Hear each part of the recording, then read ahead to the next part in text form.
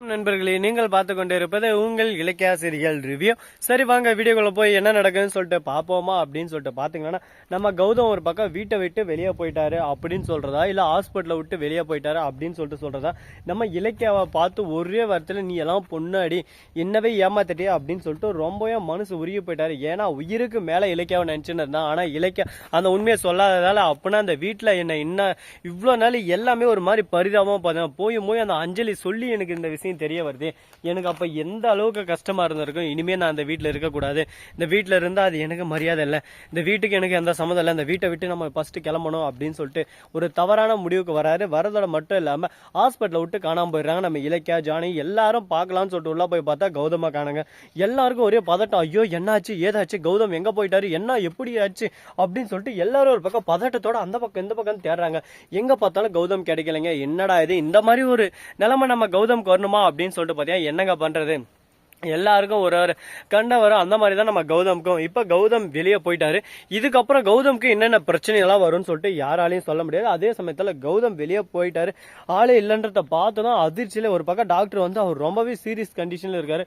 இந்த மாதிரி ஒரு நிலைமை வெளியே போயிட்டு எதனா ஒன்னா அவர் உயிருக்கே ஆபத்து, அதுக்கப்புறம் காப்பாற்றவே முடியாது அப்படின்னு சொல்லிட்டு டாக்டர் ஒரு பக்கம் சொல்றாரு. அதை கேட்டது ஜானகிக்கு ஒரு பக்கம் ஹார்ட் அட்டாக்கே வந்துடுதுங்க. நெஞ்ச பிடிச்சுன்னு கீழே உட்காந்துறாங்க.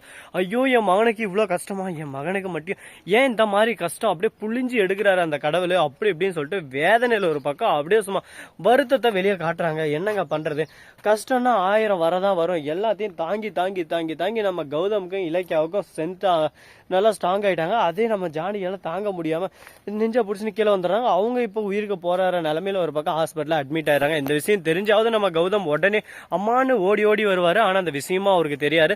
அவர் எங்க போயிட்டாரு என்னன்னு சொல்லிட்டு யாருக்குமே தெரியலீங்க.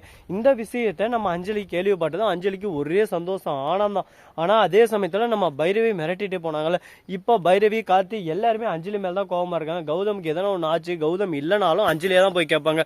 உன்னால தாண்டி இந்த மாதிரி ஆச்சு, எங்க கௌதம் சொல்லு அப்படின்னு சொல்லிட்டு அடிச்சு கேட்க ஆரம்பிக்கும். அதே மாதிரி எஸ்எஸ்கேவுக்கு ஆல்ரெடி அஞ்சலி போன் பண்ணி இந்த மாதிரி கௌதம் இந்த மாதிரி கிரிட்டிக்கலான ஒரு சுச்சுவேஷன்ல இருக்கான், வீட்டை விட்டு வெளியே போயிருக்கான், அவனை எப்படியாவது கடத்திட்டு அவன் எப்பவுமே கிடைக்க கூடாது, அந்த மாதிரி பண்ணிருங்க அப்படின்னு சொல்லிட்டு சொல்ல உடனே இந்த மாதிரி ஒரு வாய்ப்புக்காக தான் நான் இத்தனை நாளாக காத்துன்னு இருந்தேன். இப்போ அவன் உடஞ்சி போன பாம்பு மாதிரி இப்போ நான் அவனை போயிட்டு அப்படியே தொட்டாலும் அவனே சுருண்டு வந்துடுவான் அப்படின்னு சொல்லிட்டு எஸ்எஸ்கே ஆர்வத்தோட போயின்னு இருக்காரு.